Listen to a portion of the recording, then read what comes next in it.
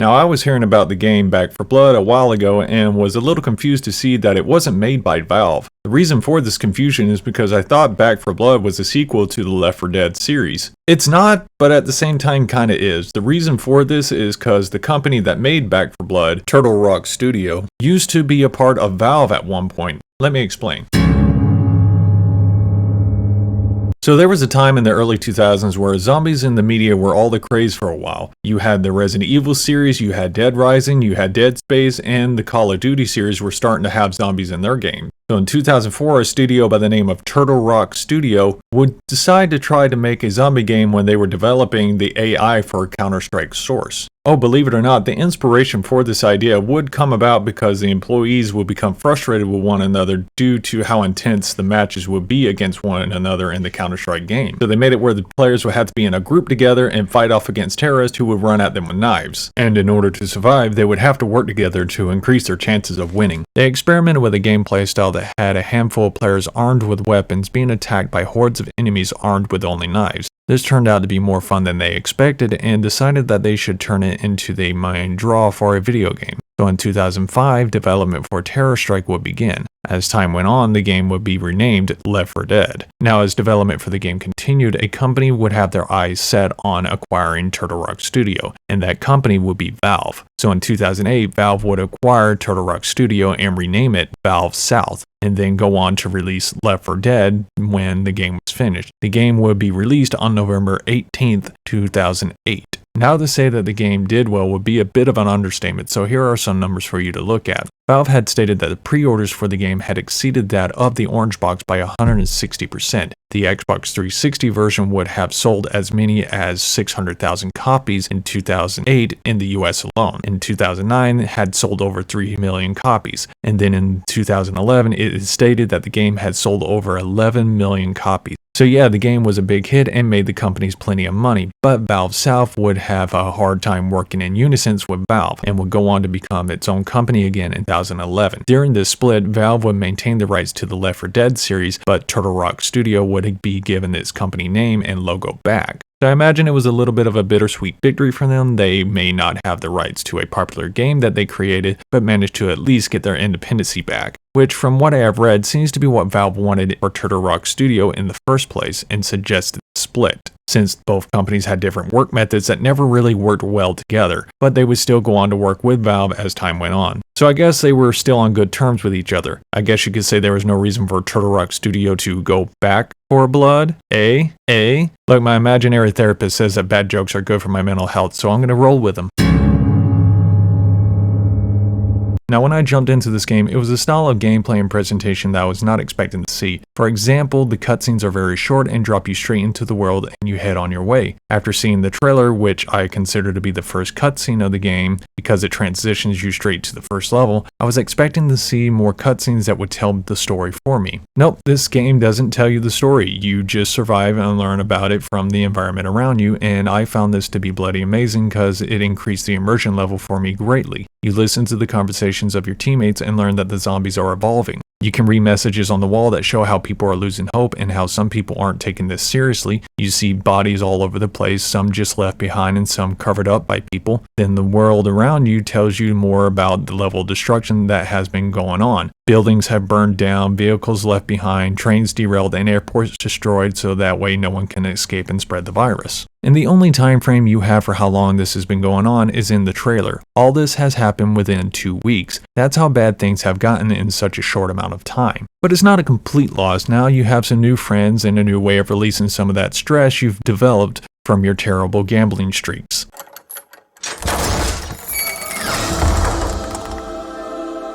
God damn it.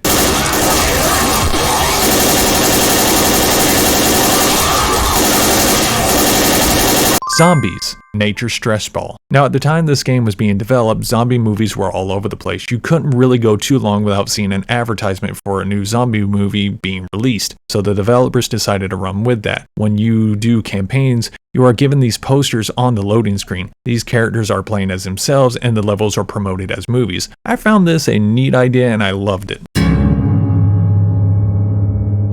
And now we start to get into the fun stuff. Now, one of the charms of this game is how simple it is in both terms of items and characters. So let's start off this part with the characters. Bill, the 60-something-year-old Vietnam War veteran who loves himself some assault rifles. He is pretty much the leader of the group thanks to his war experience. This experience has helped keep him and his allies alive through the whole infection outbreak. And for an old man, he can take a hit like a champ. I mean, look at this. He just gets right back up and keeps going. If that had been me, I would have been crawling into a corner and crying, and that's before that thing even came close to me. He's also got my favorite line in the trailer. We made it. I can't believe we made it. Son, we just crossed the street. Let's not throw a party till we're out of the city. Then you have Zoe, a former college student who loves hunting rifles. She has a slight father-daughter bond with Bill. I mean, I can't blame her. I wish Bill was my dad. She is the warm-hearted one of the group, but she is no pushover. She will absolutely wreck anything that gets within her line of sight. Then you have Francis, who is the tough guy biker of the group and has a love for shotguns. So that's the only thing me and him have in common. Him and Bill have a bittersweet relationship, but it's friendlier than you think. It's that tough guy friendship where you can't tell if they're insulting each other or they're joking with each other. Then you have Lewis, who is a junior system analyst whose design is actually based on a character from a popular zombie movie. He is considered the comic relief of the group and does have some funny lines when talking to Francis. These must be overflow pipes for Riverside. How the hell do you know that? Interesting true story. In 1975, the local township... You know what? I just realized I don't care. Lead on. Now, there wasn't much to these characters, and that's what makes them great. They feel more relatable and feel more real than most characters in other games about zombies. These are the kind of people you see every day in your life and never know who they are. They have been put in a situation that they are in by pure circumstance and have to rely on someone they just met in order to survive. And let's face it, if a zombie outbreak ever happens in the real life, that's how it's going to be for most people. Except for me, because I'm just going to lock my doors, jump on my PC, and wait for everything to blow over. Now, not only are the characters simple, so are the weapons and items. You start off every level with a pistol that has unlimited ammo. It's fine, it's not bad. Nothing more fun than doing the classic akimbo pistol run. However, double the pistols, double the reloading time, because you know you have two pistols and it takes twice as long to load now. You get a shotgun and an auto shotgun. Both of them are good for close to mid-range combat and satisfying to use, you know, as a shotgun should be. However, the reload time is going to be your greatest weakness with it, because reloading one shell at a time does take a good bit of time. But while reloading, you can melee attack, and this will give you more time to reload. And this reload melee combo applies to all the weapons. And between the pump shotgun and the auto shotgun is the better choice. You get a hunting rifle, very, very powerful, and you can zoom in to take out zombies at a distance for slower paced gameplay.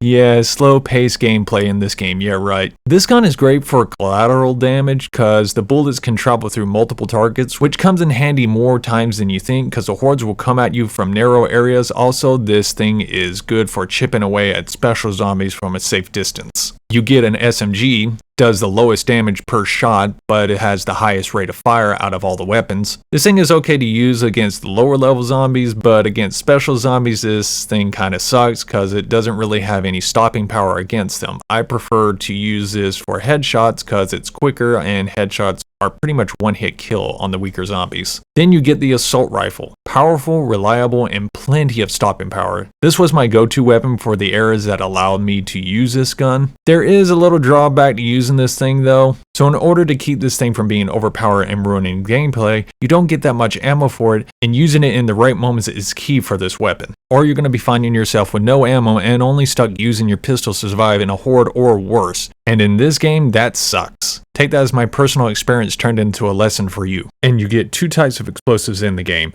a pipe bomb and a Molotov cocktail. And I have to say, I don't have a favorite between the two. I love them both equally as much. They both do their jobs and they both do them very well. The Molotov cocktail does what it's known for, and that is spreading warmth to those with a cold heart and an appetite for human flesh. When I used it, I thought it was going to be a small area of effect and do very little to stop the zombies, but nope, this bottle can create a literal firewall to protect you, last for a good while, and can kill the weaker zombies on contact. When you know the direction that the hordes are going to be coming from, throw this in their path and you will be fine. And then you have the pipe bomb, which has a mechanic that I absolutely love. You throw it and it makes a loud noise and it draws the zombies to it. Boom. Best form of pest control. I have walked in the areas thinking I was safe until I threw one of these out, only to realize that the zombies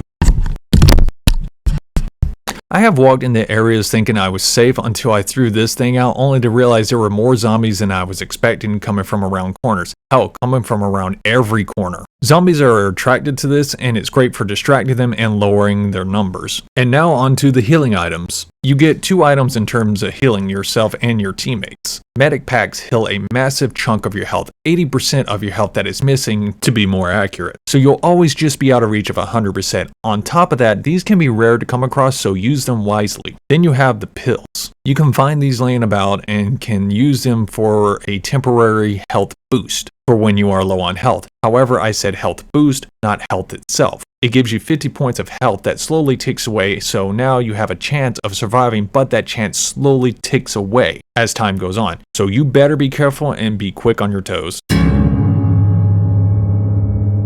Now let's get into the zombies. Now you have your basic infected zombies to worry about as you go through these levels because they are absolutely everywhere in the levels. They are weak, normally taking around 2 to 3 bullets to bring them down. But what they lack in strength, they make up for with the power of friendship and the hunger for human flesh. They will always be in a group, and they are vicious when they gang up on you. They punch, kick, bite, and one extra thing I was not expecting to happen, they slow you down when they hit you. The moment they get on you, the best way to get away from them is to either kill them or knock them off, because they will only slow you down so more can jump on you. Speaking of jumping, let's talk about the Hunter. The Hunter is the hooded character who I imagine was a person who did parkour before turning into an infected zombie. They jump really high and far and will pin you down and attack you until they are removed from you. They are easy to lose amongst a horde because they look very similar to regular zombies, so if you lose sight of them, he will let you know. Best thing to do is to take him out before the horde becomes too big to spot him. Then you have the smokers. These things were absolutely terrifying to deal with, because they can grab you from a great distance with their tentacles. They will pull you in and immobilize you until you are able to be free. But during that time of trying to get away from them, they, along with the other zombies, will be doing damage to you while you are struggling to get away from the tentacle. They are easy to kill when you see them, but that's the problem, seeing them. They will be in areas just out of your line of sight and like to be up in high areas where it is harder to see them, especially when you are focusing on the zombies right in front of you on ground level. I have been in fights where I thought I was safe, only to be swooped up by a smoker. And once you take them out, they do emit a smoke cloud that makes it harder to see, thus the name Smoker. Now for the big boy bloaters. Hi, my name is Post Audio Script Soaring Bread. I'm not the smartest in the world, but I will admit to my mistakes. This is actually called a boomer. A boomer are vile. They will vomit on you if they are close enough to you, and that vomit will attract all the zombies in an area to you. Now they are big and easy targets, but you need to keep your distance from them, because they will explode. This will cause some damage to you, and will cover you in the bile again. Luckily, they do cause damage to the zombies around them when they pop, so they do help you out some.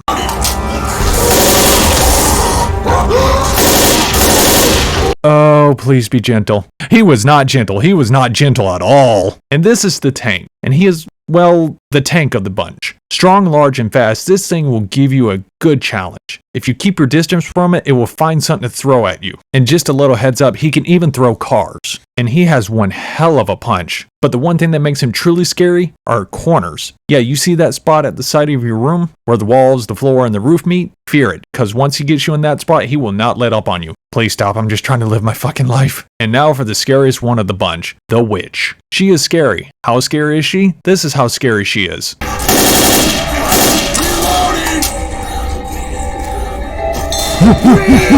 No. When your allies tell you to turn off your lights, you bloody do it. She will leave you alone until you piss her off. Then she will charge full speed at you and will one-shot you into a down state. Never have I been brought to a complete stop by someone crying and it causing complete fear in me. You do also get musical notes that increase in volume the closer you get to her, but there were times where I still couldn't find her because at the same time of slowly looking around for her, I was fighting off the other infected. She is great for bringing tension in this fast-paced game because she forces you to be cautious and slow down, because the last thing you want is to run into her and piss her off. And now it's time to talk about the main enemy of this game, the Director. You can look around for this enemy all you want, you will never see it, but it is all around you. The Director is what controls the item placement and zombie placement in the game. It also controls when the hordes will come out and when certain special zombies will come out. And this is where the game shines so brightly, because this enemy offers so much replayability. No two playthroughs are the same, and I love this. When you die and you come back, things have changed. That witch that killed you halfway through the level most likely won't be in that spot anymore on this playthrough. Now she might be at the end of the level, or she might be closer to the beginning of the level. Or she might be replaced with another zombie completely. All those health packs that you got early on in the level might not be there anymore. They might be replaced with pills, or there might be far less than there was before. So not only does this play a part in how much damage you take, it plays a part in how much health you can get. And adding this was a brilliant move by the developers, because if you have a game where the zombies are in the same exact spot and the health packs are in the same exact spot, you're only going to have a boring time, because predictable gameplay can be boring gameplay. And they noticed this when they were playtesting. More experienced players would just leave the less experienced players behind and rush straight to the end of the level. That was because the levels were easy and predictable, but having things being more randomized helped force the players to work together, and this added for a lot more fun to be had.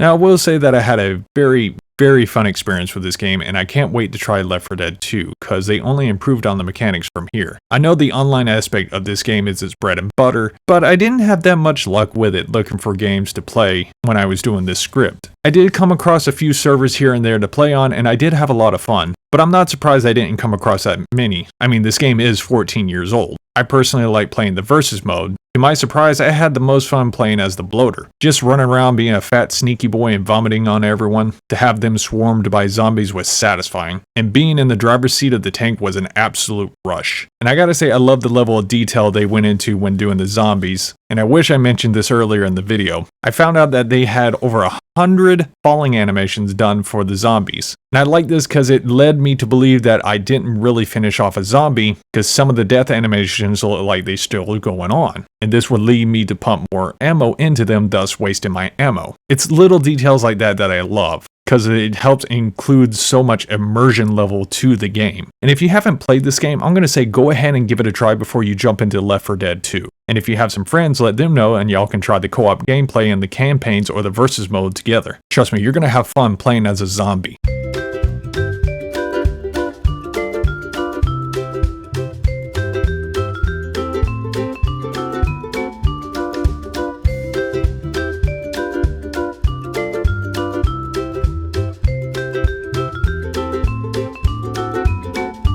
And that's really all I have to say about this video. I hope you have a good day.